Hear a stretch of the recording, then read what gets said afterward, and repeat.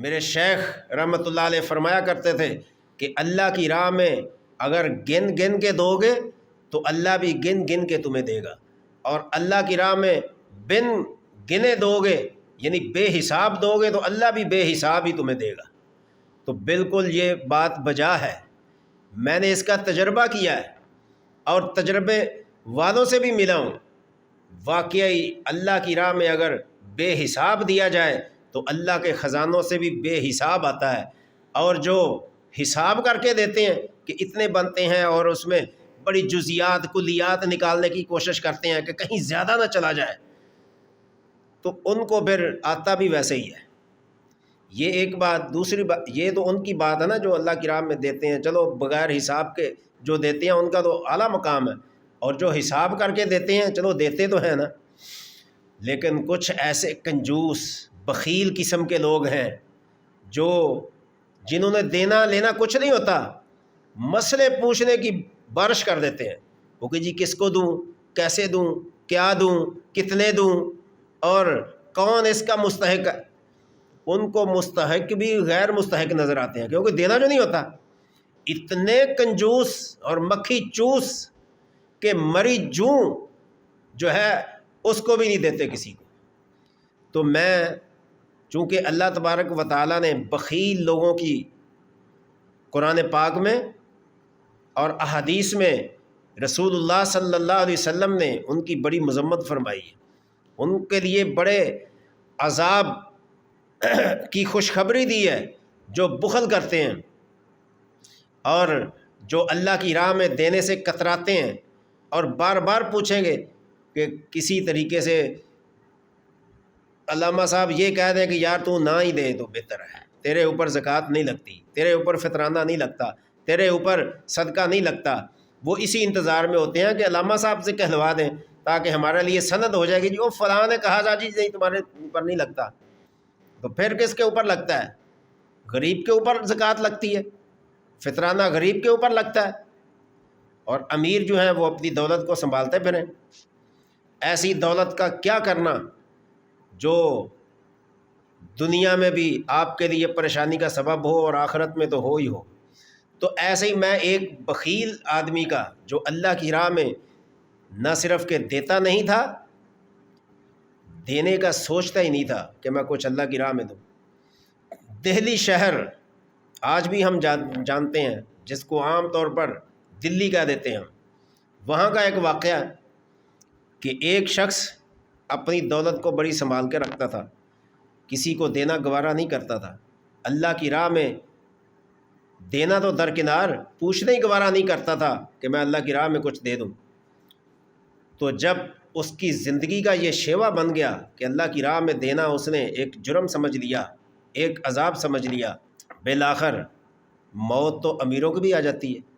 یہ تو نہیں کہ صرف غریب ہی دنیا سے جاتا ہے، امیر بھی جاتے ہیں اور جانا ہے۔ یہ نہیں کہ کوئی امیر ہے تو اس کی موت مؤخر ہو جائے گی یا ملتوی ہو جائے گی اور غریب کی موت اپنے وقت پر آئے گی، نہیں، ہر ایک کی موت کا وقت جگہ اللہ تبارک و تعالیٰ نے متعین کر دیا۔ اس سے ایک لمحہ بھی نہ آگے ہو سکتا ہے نہ پیچھے ہو سکتا ہے۔ لا یستأخرون ساعۃ ولا یستقدمون، یہ تو ہمارے دین کا فیصلہ ہے۔ تو جب وہ بخیل آدمی فوت ہو گیا تو بیٹا کچھ زیادہ ہی سمجھدار تھا، اس نے سوچا کہ باپ نے دنیا میں تو کوئی پیسہ کسی کو دیا نہیں، چونکہ آپ سب جانتے ہیں جو پرانے لوگ ہیں وہ سکے چلتے تھے اور یہ اپنا نوٹ بہت کم استعمال ہوتے تھے، سکے زیادہ تھے۔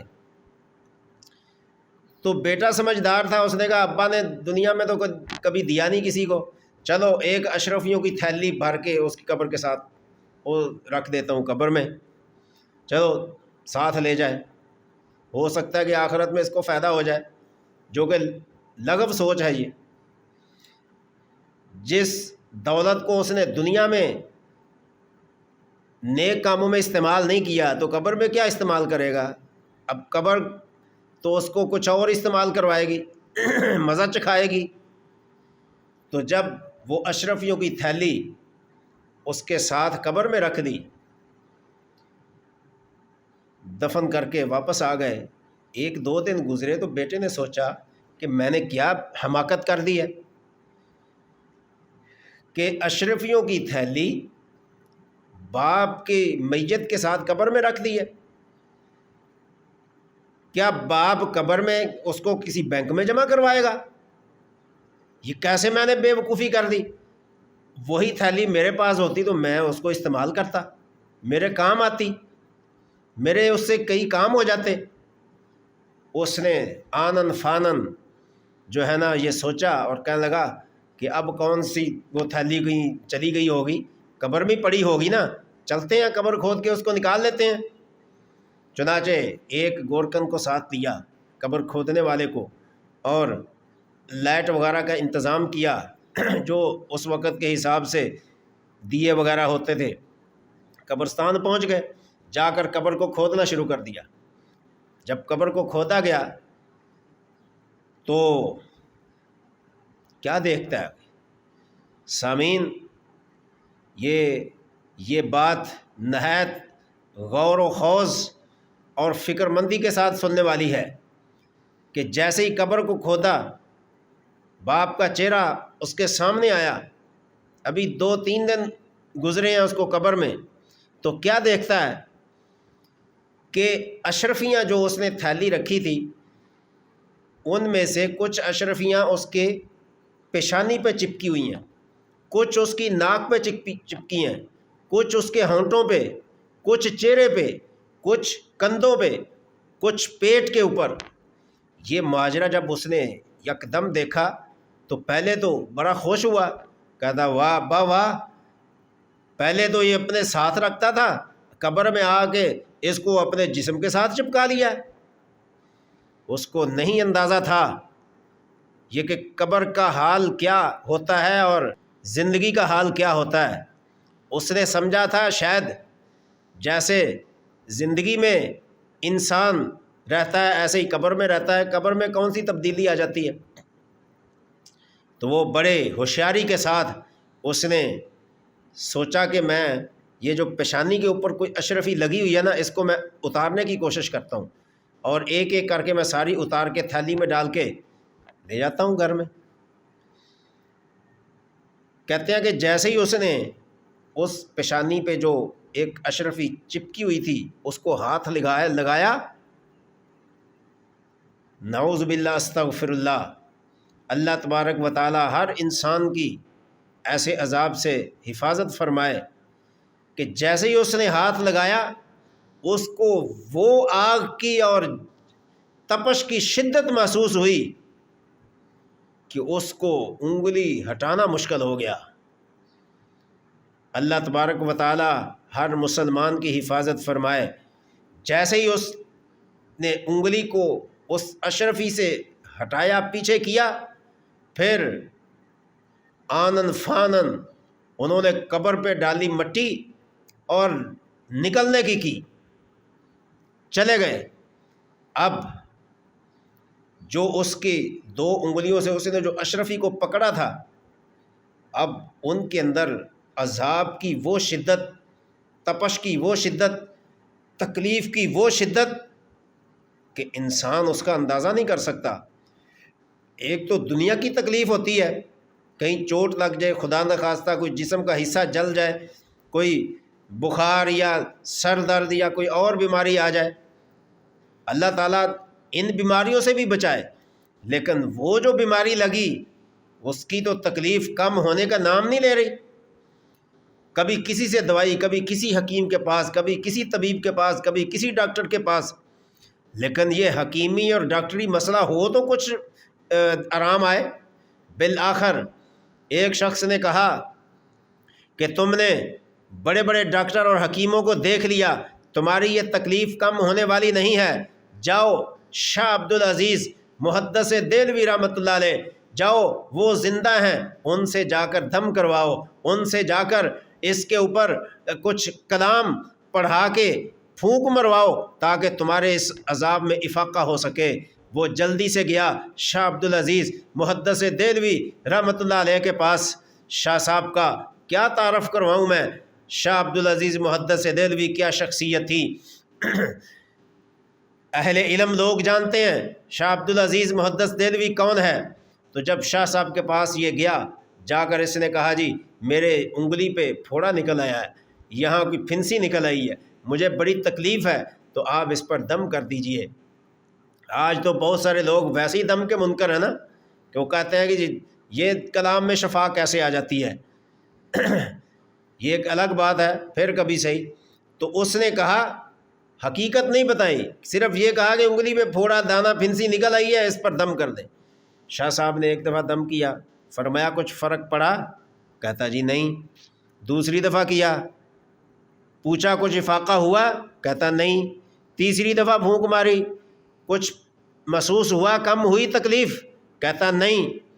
تو شاہ صاحب نے فرمایا کہ یہ پھوڑا پھنسی ہے، یہ تو مجھے دوزخ کی آگ لگ رہی ہے جو تیرے اندر ہے، یہ اس دم سے نہیں ختم ہوگی۔ پھر اس کے کان کھڑے ہو گئے، رونگٹے اس کے کھڑے ہو گئے۔ اس نے کہا شاہ صاحب کو کیسے پتہ چل گیا؟ حقیقت ہے کہ شاہ صاحب کا دم ہو اور اللہ تبارک و تعالیٰ ان کی برکت سے تکلیف کو رفع دفع نہ کرے، تو اس کو حقیقت بتانا پڑی۔ پھر اس نے پوری حقیقت بتائی کہ جی یہ تو میں نے یہ کام کیا تھا، اس لیے مجھے اس وقت سے اب تک اس قدر جسم میں تکلیف ہو رہی ہے کہ مجھے ایک پل بھی سکون نہیں ہے۔ تو شاہ عبدالعزیز محدث دہلوی نے فرمایا کہ یہ اس دم سے یہ نئی تکلیف رکے گی، اور دنیا کے دریا، سمندر، ندی، نالوں سے اس کو دھو ڈالو، یہ تمہاری تکلیف ٹلنے والی نہیں ہے، ختم ہونے والی نہیں ہے۔ فرمایا کہ پھر کیا کرنا ہوگا؟ مجھے تو بڑی بے چینی ہے، میرے جسم کے اندر تو ایسے ہے جیسے آگ جل رہی ہے، مجھے ہر لمحہ، ہر آن، ہر گھڑی، ایک لمحہ کے لیے بھی سکون میسر نہیں ہے۔ خدا کے لیے مجھے کوئی ایسا نسخہ بتا دیں، مجھے کوئی ایسا ہیلا وسیلہ بتا دیں، مجھے کوئی ایسی بات بتا دیں جس سے میری یہ تکلیف ہٹ جائے، رک جائے، ختم ہو جائے۔ تو شاہ عبدالعزیز محدث دہلوی نے فرمایا کہ اس کے لیے دنیا کا کوئی طبیب کارآمد نہیں ہوگا، دنیا کے کسی ڈاکٹر سے اس کا آرام نہیں آئے گا۔